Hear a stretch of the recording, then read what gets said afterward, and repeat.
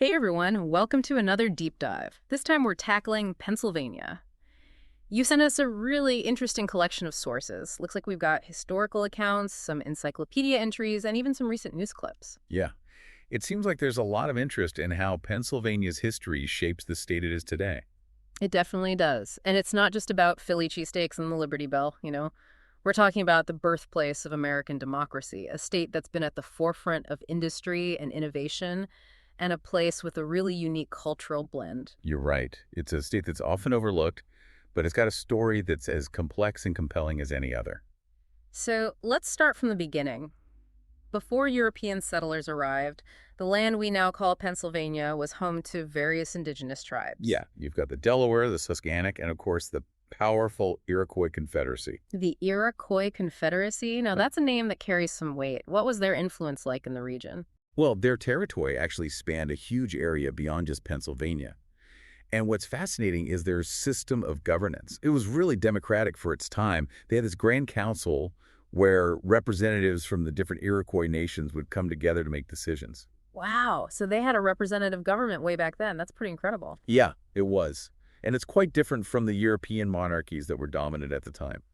I'm seeing here that you've highlighted some stuff about their influence on early colonial governments. Is there a connection there? It's a thought-provoking idea, Right. for sure. I mean, I'm not saying William Penn directly copied their system, but it's interesting to consider how different cultures and forms of governance might have influenced each other. Okay, so let's shift gears a bit to William Penn's arrival in 1681. He comes over with this grand vision for a colony based on religious freedom and Quaker principles. Right. And that vision really attracted a diverse group of settlers. You had Quakers, of course, Right. but also Germans, Scots-Irish, and others who were seeking refuge from persecution in Europe. So from the very beginning, Pennsylvania had this kind of melting pot of cultures. Exactly. And that diversity has really shaped the state's character over the centuries. But Penn wasn't just dealing with these different European groups, right? He also had to navigate relationships with the indigenous tribes. Absolutely. Penn's vision of peaceful coexistence didn't always translate into reality. There were treaties and attempts at diplomacy, but ultimately the expansion of European settlements led to displacement and conflict. It seems like there's a tragic irony there.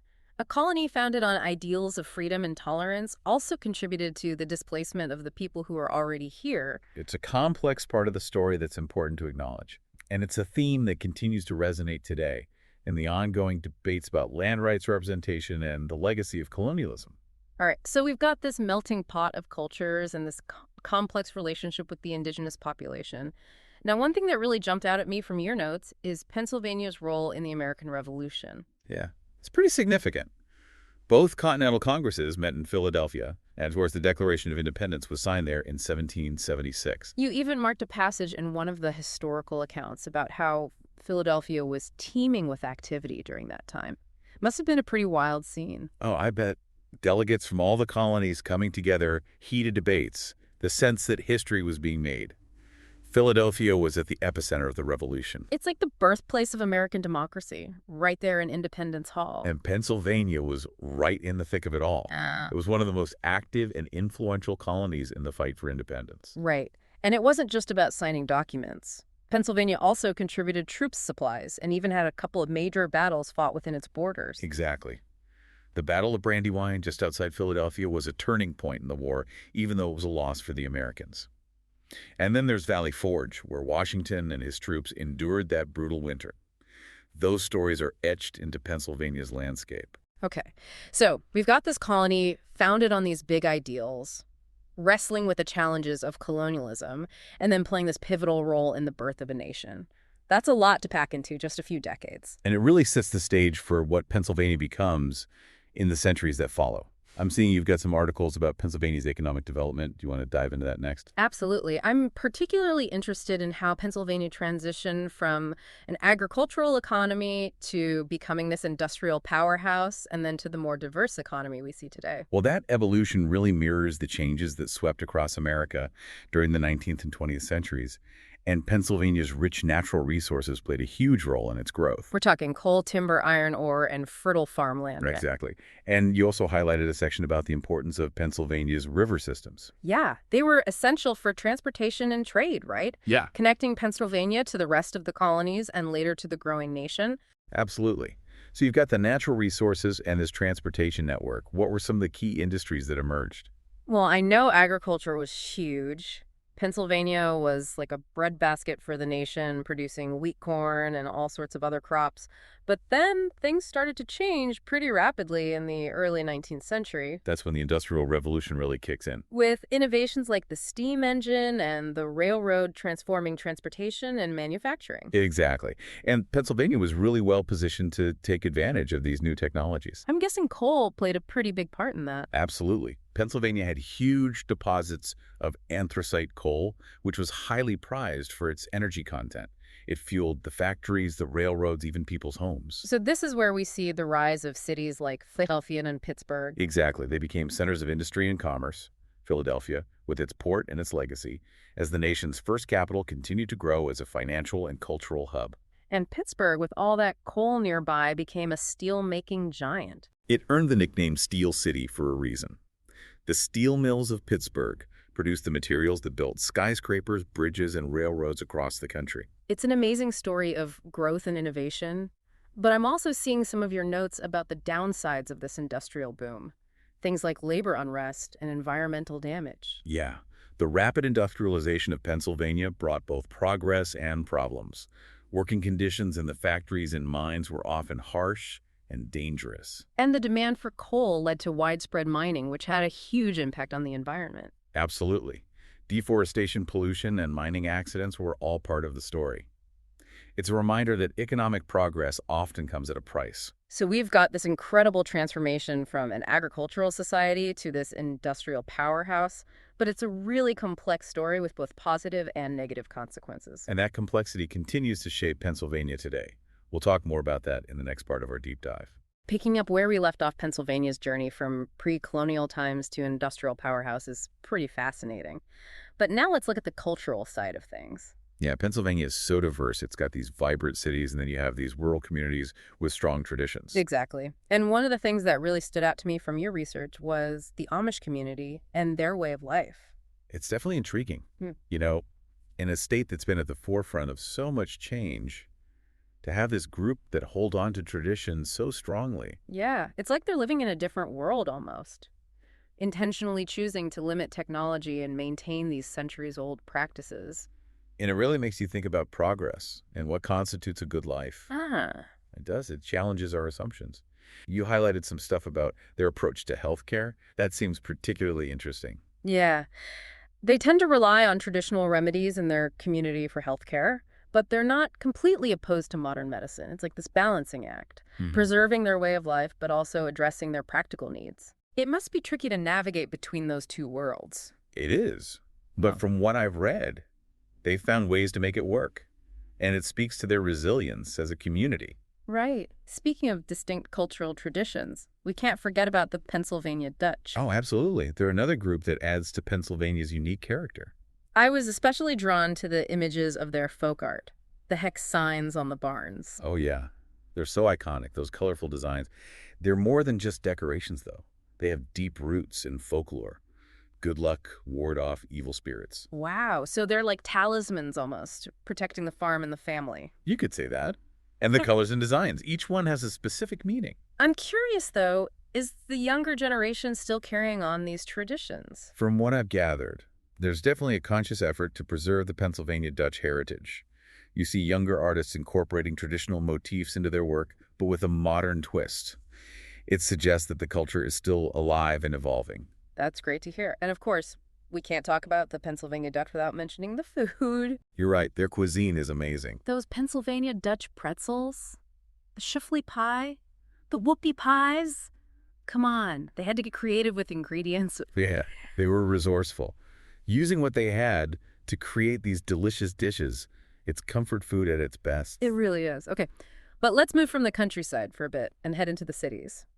We've touched on Philadelphia's historical significance, but it's so much more than just a place where the founding fathers hung out. Right, exactly. It's a thriving modern city. I remember you saying you're a bit of an art enthusiast. What's the art scene like in Philly? It's fantastic. You've got world-class museums like the Philadelphia Museum of Art and then all these smaller independent galleries. It's a really dynamic mix. You get the sense that the city is embracing both its heritage and its future. And what about Pittsburgh? It seems like you're particularly fascinated by its transformation from steel town to tech hub. It is a remarkable story. The decline of the steel industry could have devastated Pittsburgh, but they reinvented themselves. It's like a phoenix rising from the ashes. I love that analogy. And what role has technology played in that reinvention? It's been huge.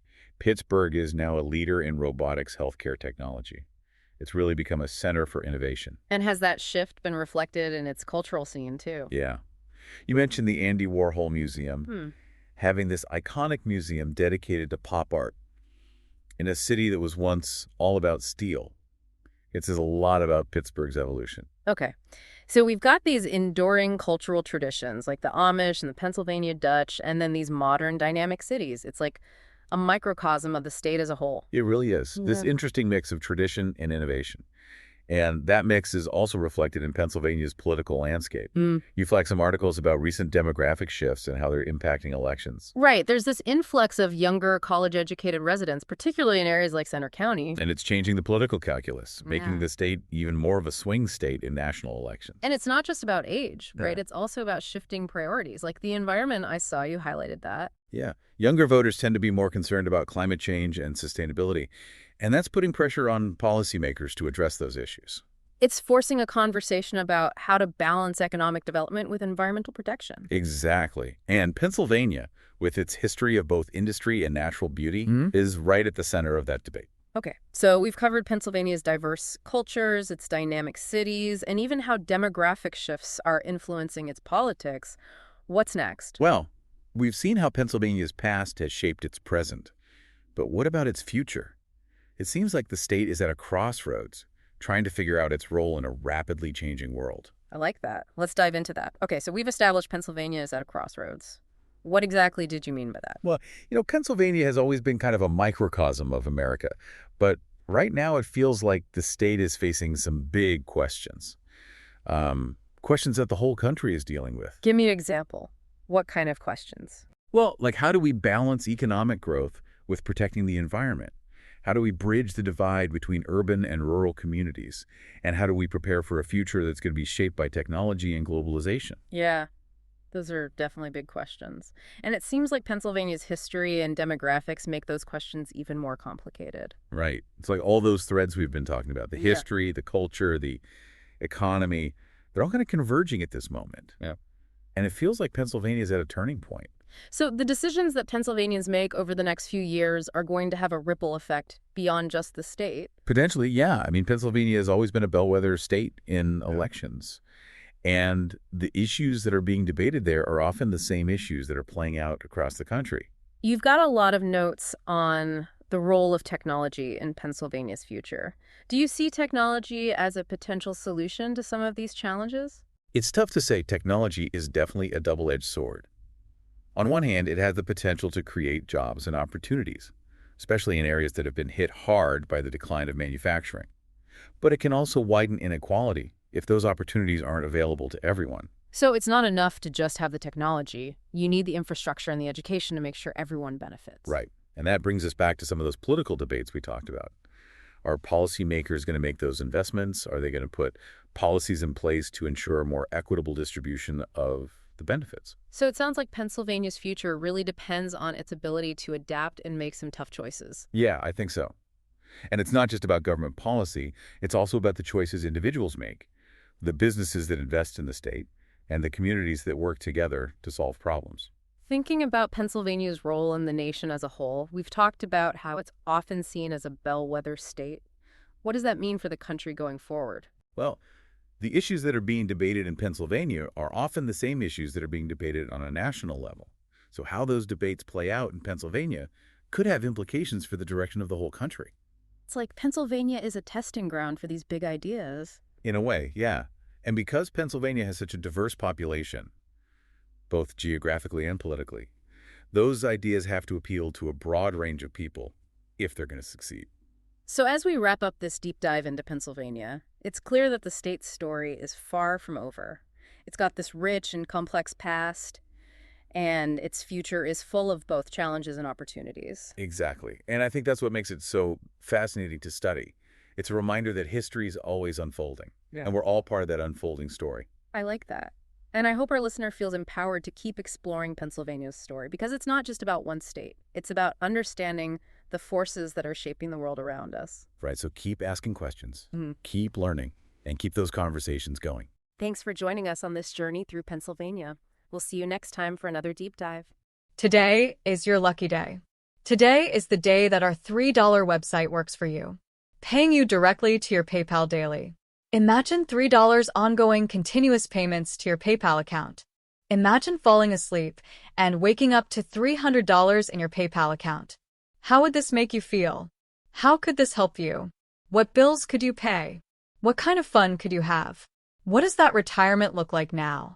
All for a one-time payment of $3. This website is DFY done for you, fully built and completely hosted, and never stops collecting payments for you. You have spent $3 on coffee on a regular, but that coffee won't help you create multiple streams of income. Click the link below.